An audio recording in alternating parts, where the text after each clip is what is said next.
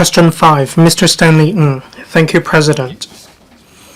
There are views that Chinese calligraphy is an effective way to develop students' writing and aesthetic abilities, cultural accomplishment, and patriotic sentiment. However, primary and secondary schools currently lack a comprehensive calligraphy education system. In this connection, will the government inform this Council 1. Of the specific measures currently in place to promote calligraphy education at the primary and secondary school levels, including relevant guidelines, resource support, and activity plans? How the government assesses the effectiveness of such measures, such as student participation levels and improvements in their writing ability and cultural accomplishment? 2. As it is learned that the Chinese mainland has gradually made calligraphy a compulsory subject in primary and secondary schools, whether the government has drawn on the Chinese mainland's experience to study systemizing calligraphy education and integrating it into subjects like Chinese language, civil education, or arts, as well as designating it as a compulsory component with mandatory assessment and grading. If so, of the details, if not, the reasons for that. And 3, whether it has compiled statistics on the current number and proportion of primary and secondary school teachers who have received professional calligraphy training or possess relevant qualifications, and how the authorities determine the criteria for qualified calligraphy teachers, whether it will consider collaborating with higher education institutions in the Chinese mainland, educational institutions, or calligraphy groups to set up a support system to promote the development and popularization of calligraphy education. Secretary for Education. President. Chinese calligraphy embodies profound cultural heritage. It is an important vehicle for nurturing students' writing skills, aesthetic abilities, cultural confidence, and patriotic sentiment. The EDP attaches great importance to calligraphy education. We systematically and progressively promote it at the primary and secondary levels through curriculum planning, development of learning, and teaching resources. We aim to develop students' penmanship, enhance their proficiency in writing Chinese characters, and foster their appreciation for calligraphy. Regarding Mr. Ng's question, our consolidated reply is as follows. 1. On the curriculum front, the Chinese Language Education Key Learning Area Curriculum Guide stipulates that penmanship practice must be incorporated across all key learning stages. With diverse and appropriate hard pen and brush calligraphy activities, the aim is to cultivate writing skills and habits from a young age. This helps students develop proper pen grip and good habits, while mastering the structural framework of Chinese characters, basic strokes, and stroke order principles. Practical calligraphy activities are also implemented through diversified teaching approaches. Also, the Visual Arts Curriculum Guide encourages schools to adopt a flexible curriculum framework to enhance the learning and appreciation of Chinese calligraphy. In 2026, the Values Education Curriculum Framework, it emphasizes the learning of Chinese culture. It highlights calligraphy as an effective vehicle for fostering positive values and a sense of national identity. To support teachers in effectively guiding students in writing Chinese characters, we have developed a series of learning and teaching resources related to Chinese character learning and calligraphy. Details have been set out in the annex. On supporting our activities, we actively organize and support various actors in hosting calligraphy events.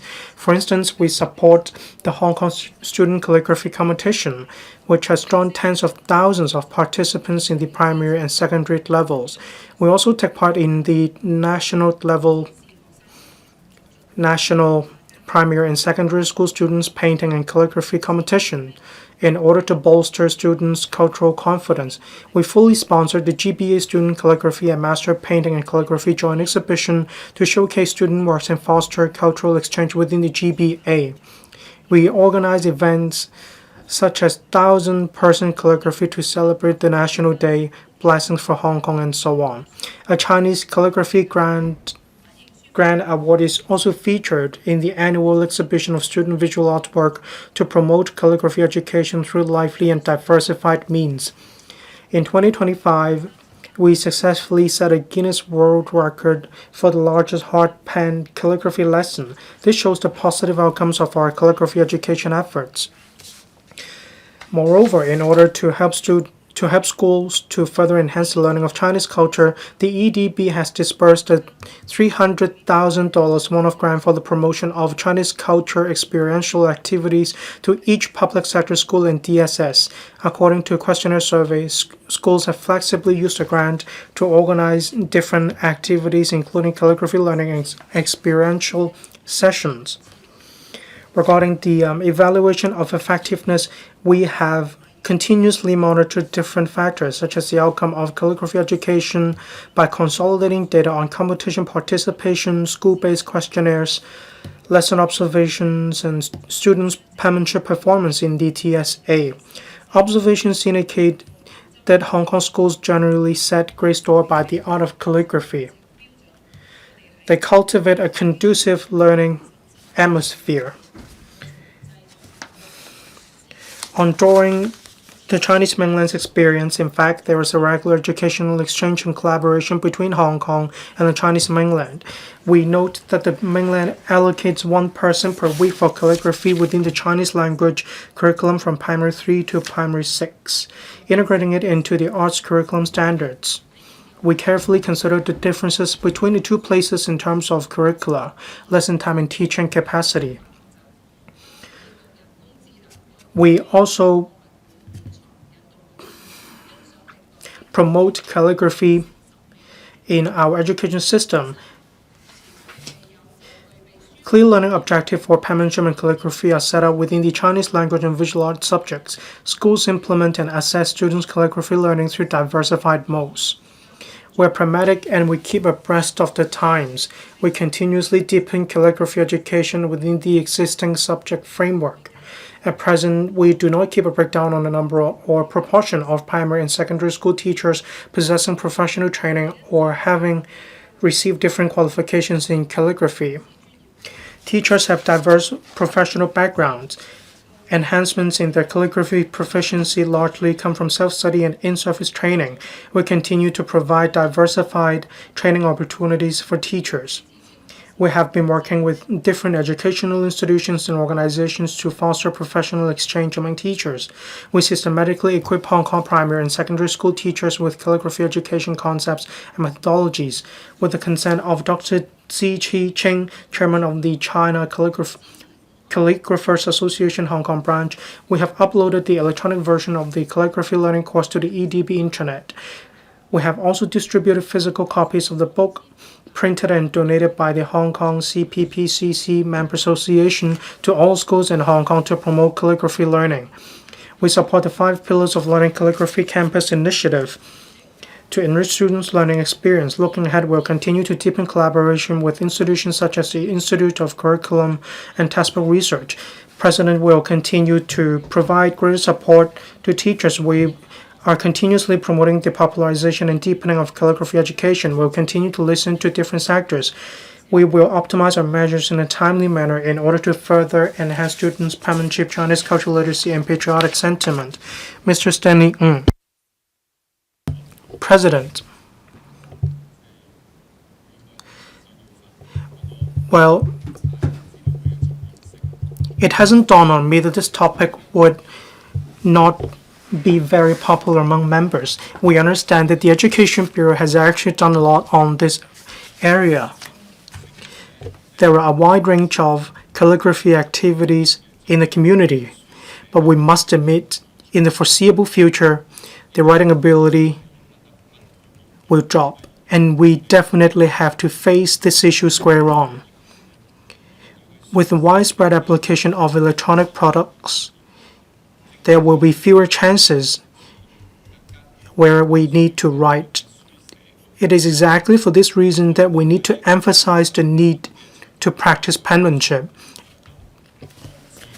On one occasion, I said that Chinese characters have an inextricable link to the profound Chinese culture. Chinese characters have a long history.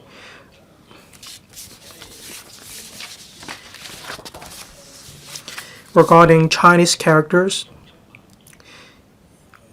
they have a history of 10,000 years from Henan to different dynasties or ages. We have a wide range of different calligraphy scripts styles, 7,000 years to 9,000 years. And Mr. Ng, please raise your question.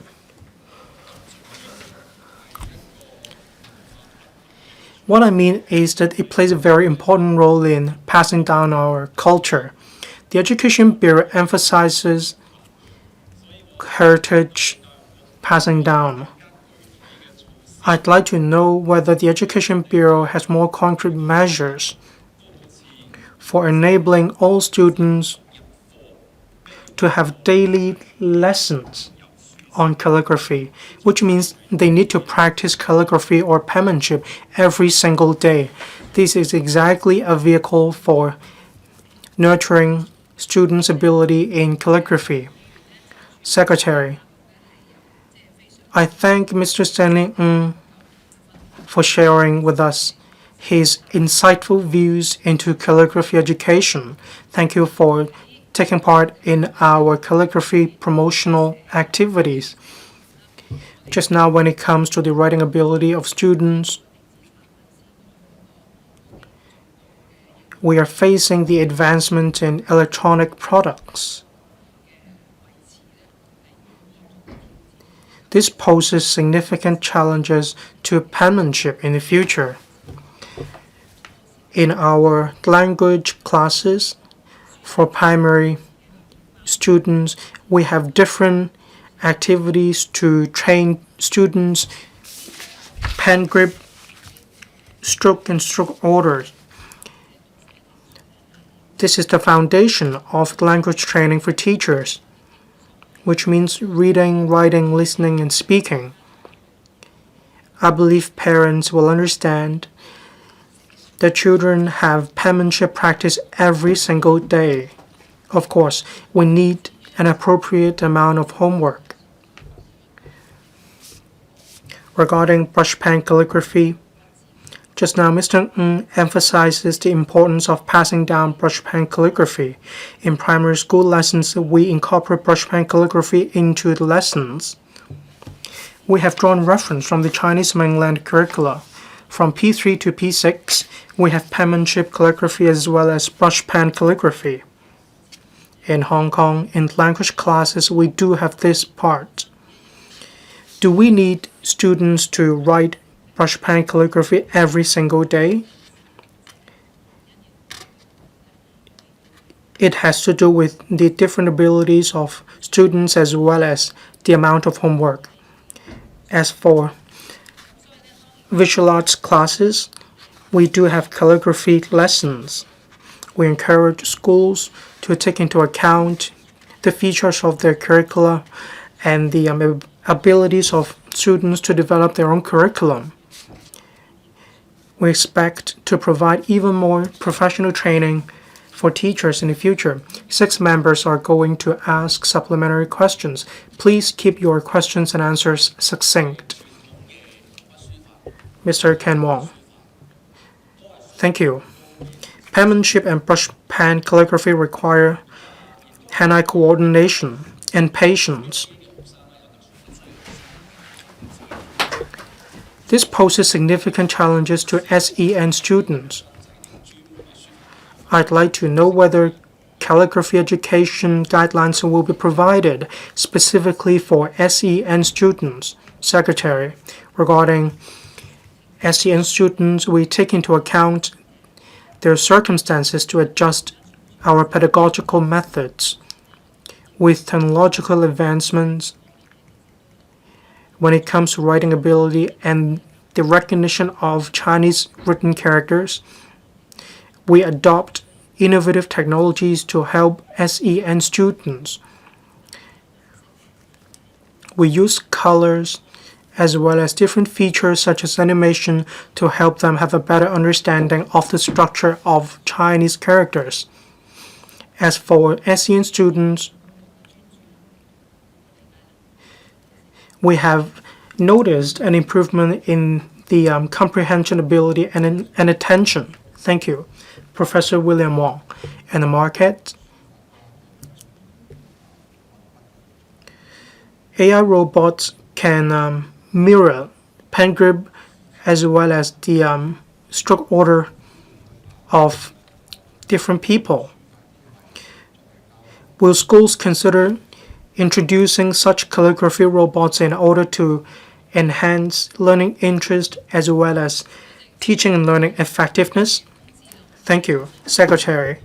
Regarding the introduction of technologies, we have a funding scheme for different schools. Each school participating in this scheme will be given $500,000 to buy such technologies for students to learn. And of course, this covers calligraphy education. Schools can use these resources having regard to their own circumstances at different schools. Mr. Hong In. Thank you, President. We have social media, and we can feel that the younger generations are getting more and more impatient. Young people need to enhance their patience. Will schools consider providing ECA, that is extracurricular activities such as calligraphy classes? Thank you, Secretary. As I just now said, calligraphy education happens both inside and outside the classroom. Teachers teach stroke order, pen grip to students. They also teach students the structure of the Chinese written characters. But outside the classroom, teachers also provide different activities in relation to calligraphy based on the interests and capabilities of different students. I have brought together with me some masterpieces of students, and you're welcome to join us after the council meeting to learn more about these activities. We encourage students to join these activities in order to learn more about calligraphy. Reverend Peter Kuhn. Thank you.